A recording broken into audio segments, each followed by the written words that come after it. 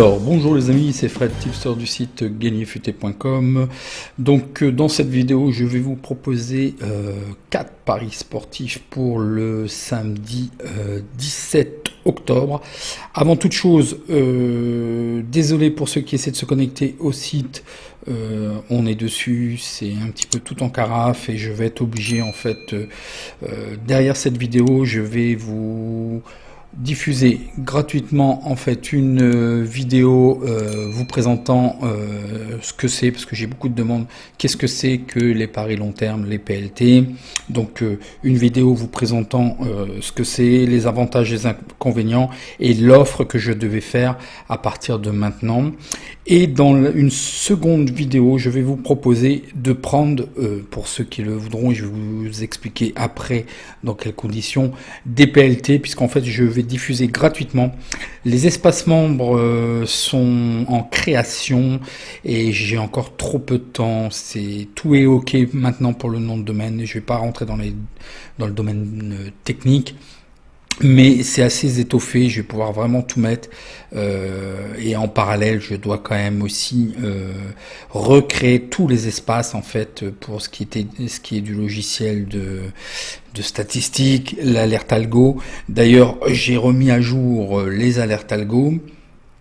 Et on continue, donc ça va être prolongé. Donc je préfère vous faire la gratuité, j'aime bien le principe de gratuité. Vous faites votre argent avec les PLT, les paris long terme que je vais vous proposer. Et à partir du 8e, je referai une offre. Au moment du lancement, la première journée, ce sera vraiment un prix vraiment défiant toute concurrence et très bas, entre 7 et 47 euros. Et le prix augmentera progressivement. Mais là, tout sera gratuit. Alors j'en profite aussi pour tous ceux qui ont pris les PLT l'année dernière. J'ai un petit peu de mal à communiquer avec vous, vraisemblablement. En plus, le serveur mail a été à l'arrêt aussi, donc ça doit être, si vous m'avez répondu, j'ai certainement pas reçu, ou je vais les recevoir après. Il y a un décalage. Donc attention, hein, ils vont être diffusés, les PLT, vous allez être invité évidemment gratuitement à partir des 8e, le temps que je crée les espaces membres, que je termine, en fait tout est créé. Et donc c'est à prendre, donc ça va faire partie du global du ROI et du ROC sur les PLT. Donc voyons voir maintenant les résultats. Donc ce que je vous dis, ça sera une première. Qu'est-ce que c'est une première vidéo, qu'est-ce que c'est que les PLT? Et puis la phase 1 de la saison 2020-2021 qui va être rendue publique et gratuite pour tout le monde. Mais je vous déconseille, si vous n'avez pas de bankroll et si vous n'avez pas un budget assez conséquent, de prendre des paris long terme, je vous le dis tout de suite. Donc on va voir les résultats et là on va faire péter le champagne parce que c'est vraiment une très belle période. Donc j'ai été moqué un petit peu en privé sur les réseaux sociaux, Facebook et Instagram. D'ailleurs, les gens se plaignent que je ne dépose plus de pronos. C'est parce qu'en fait, je mets juste des alertes. Et je vous avise des vidéos. Actuellement, je travaille uniquement sur des pronos exclusivement sur YouTube et sur le site Gagnerfuté. Mais bon, peut-être que spécifiquement, parce que vous êtes nombreux. Par contre, voilà, soyez respectueux quand même. Mais voilà, j'ai en plus raison, donc c'est pour ça que je soulève le fait. Il n'y a pas de souci, les haters et autres, voilà. Sauf que bon, il y a au moins le respect de reconnaître. Là, il y avait un match nul, j'avais bien dit match nul. L'Allemagne est vraiment dans ses petits souliers, ils sont friables.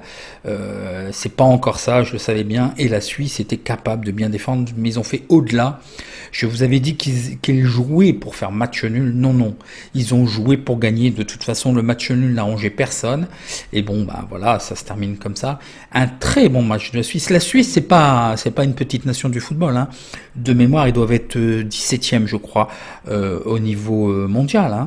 Donc, c'est pas au niveau européen. 17e mondial. Donc, c'est une nation du football quand même. Donc voilà, il faut pas croire que la Suisse, voilà, c'est un petit pays, mais c'est une nation du football. Et puis je pressentais peut-être que l'Espagne, peut-être que la cote était vraiment très basse, et bon, on peut jamais savoir en fait, et d'autant plus jouer une petite cote quand c'est pas value et en plus vous la perdez. Voilà quoi. Et l'Ukraine, Shevchenko a repris les rênes comme c'était dans une première phase, et les résultats tombent. Donc l'Allemagne-Suisse, c'est un pari gagnant. Je vous avais proposé, hein, je suis désolé d'insister, donc 2 paris gagnants parce que je vous avais quand même demandé de sécuriser donc le match nul. Et puis sur le deuxième choix, les 2 équipes marquent, donc voilà, ça passe, c'est magnifique. Là, c'est Champagne direct, hein, c'est belle cote, hein, une cote équivalente à 2,98. Hein. C'est du bon petit VIP gratuit, hein, je vous propose pas n'importe quoi. De toute façon, sachez bien que s'il n'y a pas de pronostic, c'est soit que j'ai pas eu le temps, soit que je ne vois rien. Je joue 100% de ce que je vous propose. Si je vous propose rien, c'est que voilà quoi. Je tiens à jour une bankroll privée. La bankroll publique et privée aussi, mais voilà, je tiens la comptabilité jour par jour, il n'y a pas de souci. Donc voilà, c'est clair et net pour moi. Hein. Bon, donc pour l'Espagne, ce qui me gênait, je vous avais dit, hein, c'était la cote qui était trop basse. Et vous voyez, j'avais vraiment des doutes sur le fait que les 2 équipes puissent marquer. En fait, je voyais peut-être juste un petit 1-0 de l'Espagne. Ou peut-être 2, mais en fait ça a été l'Ukraine, hein, et j'avais des doutes sur le under. Bon, il aurait passé, mais voilà, c'est passé, c'est passé. Voyons voir maintenant la journée suivante qui était aussi magnifique au niveau de la Ligue des Nations, hein, presque imperfect. L'Angleterre, je vais vous proposer quand même encore un match nul et de couvrir avec un under. Bon, le match nul ne passe pas, il y a eu des faits de match, on va pas revenir sur le match. Il y a eu des faits de match et je me suis trompé de dossier parce que je prends des notes pendant les lives. Donc si je me souviens, il y a eu un carton rouge et ils se sont retrouvés, hein, l'Angleterre à 10 contre 11, mais on avait couvert, donc voilà, hein, à partir de la 32e, hein, c'était assez dur. Donc déjà, je trouve que l'Angleterre, c'est pas encore ça, c'est pas tranchant, sachant que le Danemark, c'est très bien défendre, donc c'était sûr, bon, ils ont marqué sur penalty, mais voilà quoi, ça suffit. Donc on perd pas d'argent et tout le reste est gagnant. Croatie, France, je vous avais dit, là, vous voyez un over 2,5, donc les 2 sont passés, donc Champagne. L'Islande, Belgique, je voyais plus 2,5 buts, donc on a été servi, donc Champagne. Italie, Pays-Bas, c'est pareil. Match nul, là c'est une très belle cote, là c'est double Champagne à 3,50 en pronostic gratuit, c'est du VIP gratuit, hein, franchement. Et je voyais le under qui est passé aussi, c'est magnifique. La Pologne et la Bosnie, c'est pareil, c'est passé 3-0. Là je vous avais dit 2-0 je crois, si je me souviens, c'est pas 3-0, je vous avais dit 2-0, donc presque le score j'aurais pu le faire passer, mais bon voilà. Donc je vous avais dit la Pologne sec, donc c'est passé. Par contre le Portugal et la Suède, j'avais un petit peu de réticence de par la cote, mais voilà, ils ont déroulé quoi, 3-0, ils sont très impressionnants le Portugal, avec ou sans Ronaldo. Pour moi, je vous dis, c'est la meilleure équipe là que l'on ait actuellement en Europe au niveau équilibre de jeu, au niveau répartition, au niveau changement de jeu, au niveau à tout niveau. Pour moi, c'est magnifique. Franchement, c'est une très belle équipe. J'en fais un favori, évidemment, je vais pas vous en cacher. Un favori pour l'Euro, hein, y a aucun souci. Donc voyons voir maintenant pour ce qui nous importe la journée d'aujourd'hui. Désolé hein, d'être un petit peu long et haute, mais là c'est la fête. Hein. Allez hop, Champagne. Je crois que j'ai pété le budget là. Hein. Allez, pour aujourd'hui il n'y a rien, je suis désolé. Puisque ça me semble pas forcément très value tout ça. On va voir samedi. Donc tout de suite pour le samedi 17, donc exclusivement des pronostics Ligue 1, Ligue 2. Pourquoi? Parce que je trouve que voilà, j'attends quand même au moins 5 journées. Ça m'a très bien été pour la Ligue 1, la Ligue 2. Donc je préfère attendre vraiment 5 journées. 4 à 5 journées, bon, on est sur certains championnats à la 4e et 5e journée, mais je préfère attendre d'avoir 5 journées sur les autres championnats pour prendre des positions. Donc ce que je vous propose, c'est Marseille-Bordeaux, Valenciennes-Sochaux, et je vous propose Paris FC Pau, et il y a Niort-Caen. Donc une très belle série, je reviens de 2 secondes, hein, une très belle série, on est sur une série de 6, donc comme... Je ferai une vidéo comment suivre un tipster, que ce soit moi ou un autre. Mais là, il y a quand même de fortes probabilités que je perde mes prochains ou mon prochain prono. Donc prenez, il faut sécuriser, n'allez pas jouer tout l'argent que vous avez gagné. Là j'ai une forte probabilité, je vais pas m'en cacher, ma pire série depuis 4 ans c'est 9 paris perdus, ma meilleure série depuis 4 ans c'est 9 paris gagnants, et j'en fais au moins une ou deux sans problème perdus dans l'année. Bon, sur 500 paris, 300 à 500 paris publics, je valide près de 2500 paris à l'année. Hein. Donc voilà, ceci étant dit, n'allez pas vous affoler, et je vais compter sur moi pour vous mettre une douche froide. Préservez votre capital, ne rejouez que les mises initiales que vous avez, ou ne changez pas votre mise, gardez votre mise max d'habitude, et ça ira très bien dans la continuité, et la bankroll reprend un petit peu, en fait elle décolle enfin. Voilà, ça y est, on est parti, on est en décollage là, ça y est, c'est parti. C'est parti. Allez, les pronoms maintenant. Donc le premier match c'est Marseille-Bordeaux. Donc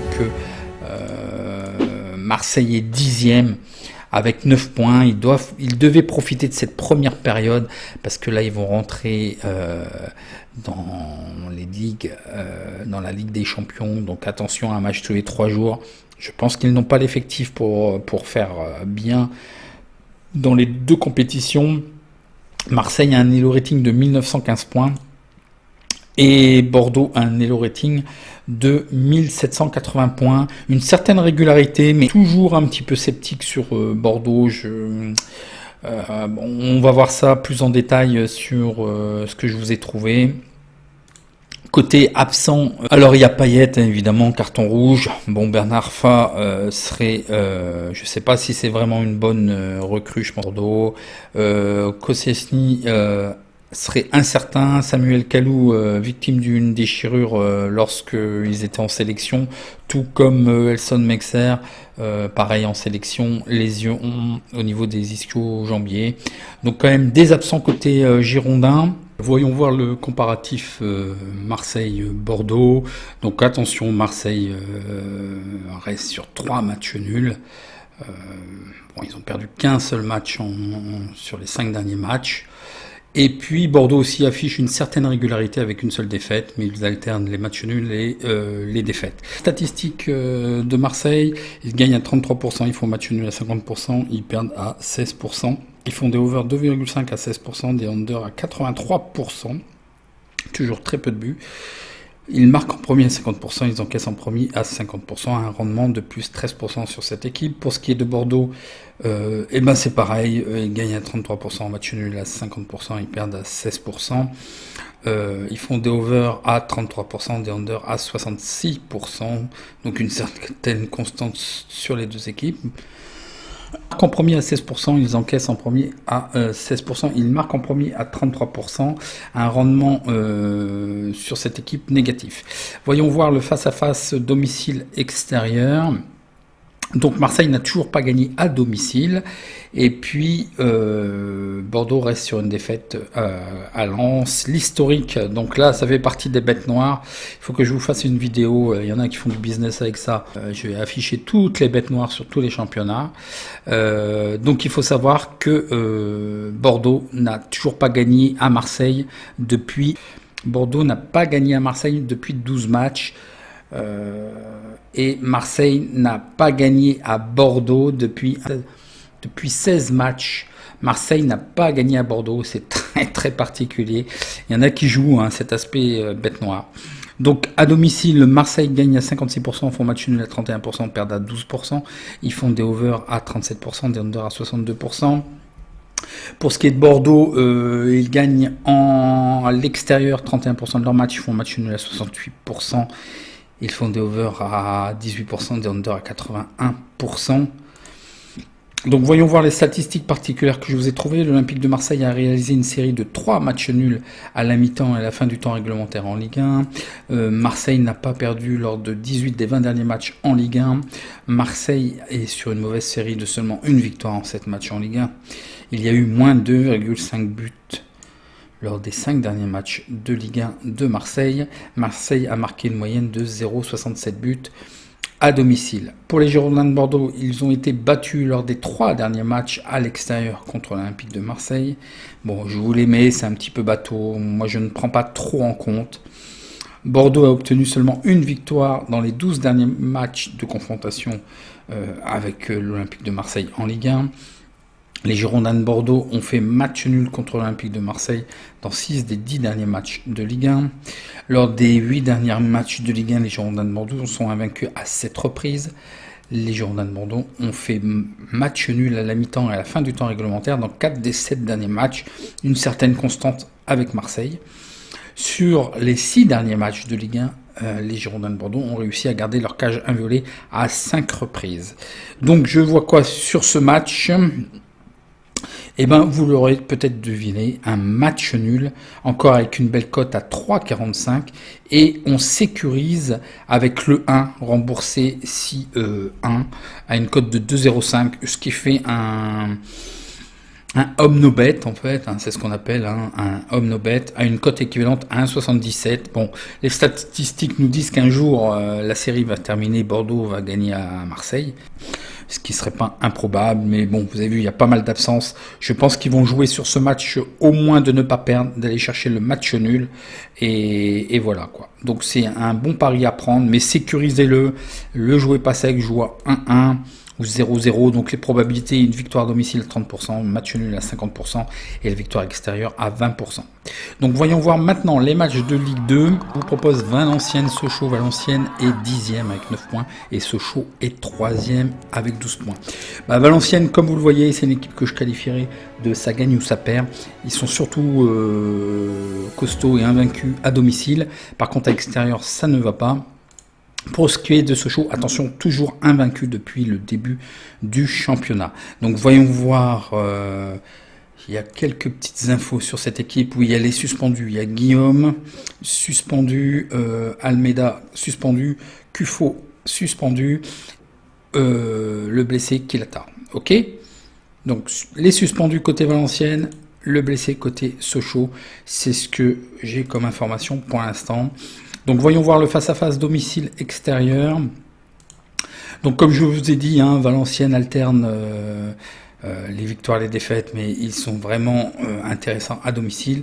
Et Sochaux est invaincu. Donc voyons voir les statistiques. Valenciennes gagne 50% de ses matchs, 0% de matchs nuls et perdent à 50%. Ils font des over 2,5 à 16%, des under à 83%. Ils marquent en premier à 50% et ils encaissent en premier à 50%. Un rendement sur cette équipe quand même intéressant de 17%. Pour ce qui est de Sochaux, ils gagnent à 50%, ils font match nul à 50%, comme ça c'est recta, et puis des over à 50%, des under à 50%. Ils marquent en premier à 33% et ils encaissent en premier à 50%. Un rendement exceptionnel, quand même un beau rendement de 55% sur cette équipe. Voyons voir le domicile extérieur, donc comme je vous disais, Valenciennes invaincu, 3 victoires, c'est propre. Et puis, pareil, Sochaux invaincu, 2 matchs nuls et une victoire. Donc, ils gagnent 100% de leur match. Ils font des over à 33%, des under à 66%. Un rendement de plus 135% sur cette équipe. Vous voyez les cotes. Donc, intéressant. Sochaux gagne 33%, font match nul à l'extérieur à 66%. Rendement de 50% sur cette équipe. Voyons voir l'historique.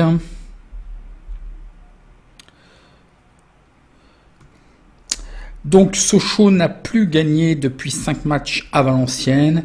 Et puis, par contre, Valenciennes est allé faire un match nul, est allé gagner le match l'année précédente. Voyons voir les statistiques particulières que je vous trouve sur ce match. Dans tous les 10 derniers matchs à domicile de Ligue 2, il n'y a pas eu de défaite de Valenciennes. Valenciennes est sur une série de 8 victoires lors des 10 derniers matchs à domicile. Valenciennes a gardé sa feuille propre, donc c'est des clean sheets, ils n'encaissent pas de but. Dans les 4 derniers matchs à domicile en championnat, Valenciennes a réalisé une série de 3 victoires consécutives à domicile en Ligue 2. Sur les 10 derniers matchs en Ligue 2 à domicile, Valenciennes a gardé sa cage inviolée à 9 reprises.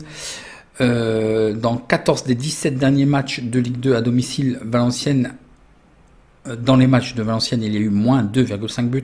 Valenciennes a concédé une moyenne de 0,67 buts en Ligue 2.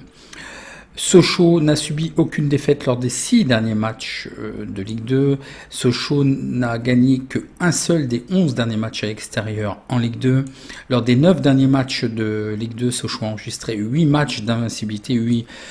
Ils sont invincibles depuis, j'ai mal tourné la phrase, ils sont invincibles depuis 8 matchs. Lors des 5 derniers matchs de Ligue 2, le FC Sochaux a réalisé 3 matchs nuls. Moins 2,5 buts ont été marqués lors des 5 derniers matchs à l'extérieur de Sochaux. Donc c'est aussi une certaine constance avec les Valenciennes. L'équipe de Sochaux a concédé une moyenne de 0,33 buts. Les Elo Rating, donc Valenciennes à 1595 points et Sochaux 1563 points. Donc qu'est-ce que je vois sur cette équipe? C'est pareil, un match nul, et ce qui me semble judicieux, bon, elle est assez faible. Elle est un peu trop limite, mais je ne vois rien d'autre. Et j'ai bien envie de tenter le match nul. Donc je le prends quand même, mais là c'est vraiment un défaut. C'est pas sérieux de ma part, parce que là, à 1,35, c'est vraiment trop limite. C'est en dessous, c'est pas value. Mais j'espère évidemment de cumuler les deux. Les probabilités que je vois 1-1, en fait, match nul, la victoire de Valenciennes à 30%, le match nul à 40%, la victoire de Sochaux à 30%. Donc voilà, en faisant la technique du premier choix, remboursé 6 choix 2, voilà, on a une cote équivalente qui est pas dégueulasse à 1,76. Donc voilà. Ou alors, si vous voulez faire le home no bet aussi, je vous ai mis la répartition pour 30 €, mais bon, je me méfie. Bon, la cote équivalente est même plus intéressante à 1,77 de faire N remboursé si 1, donc un home no bet. Donc la cote équivalente. Vous voyez ce que moi je valide le premier, je préfère cumuler les deux. Je pense qu'il y aura peu de buts dans ce match. Donc voyons voir le match suivant. Le match suivant, c'est Niort-Caen. Donc Niort est 5e et Caen est 4e. Donc ce sont des concurrents directs, ils ont tous les deux 11 points. Une très belle régularité de Niort, mis à part un petit faux pas le 3 octobre. Où ils viennent de perdre à l'extérieur 2-0. Mais sinon, donc ils doivent se reprendre tout de suite. Ils ont 1508 points Elo Rating, et Caen aussi une belle régularité, une seule défaite. Ils viennent de gagner à Amiens, et ils viennent de gagner contre Amiens, pardon, c'était à Caen, et ils ont 1623 points Elo Rating. Donc voyons voir le face-à-face. Donc le face-à-face. Donc à domicile, Chamois gagne à 50%, font match nul à 33%, et ils perdent à 16%. Ils font des over 2,5 à 16%, des under à 83%. Ils marquent en premier à 66%. Et ils encaissent en premier à 33%, donc un rendement de plus 37% sur cette équipe. Pour Caen, ils gagnent à 50%, ils font match nul à 33%, et ils perdent à 16%. Ils font des over à 16%, des under 2,5 à 83%. Ils marquent en premier à 50%, ils encaissent en premier à 16%, un rendement quand même de 30%, ce qui n'est pas négligeable. Pour ce qui est du domicile extérieur, donc Niort est toujours invaincu à domicile. Et puis Caen à l'extérieur viennent de perdre contre Valenciennes, donc ils doivent se reprendre. L'historique de ces deux matchs, donc Caen n'a jamais gagné à Niort depuis les 4 derniers matchs. Donc voyons voir les statistiques particulières que je vous ai trouvées. Donc au niveau absent et blessé, il n'y a rien de particulier.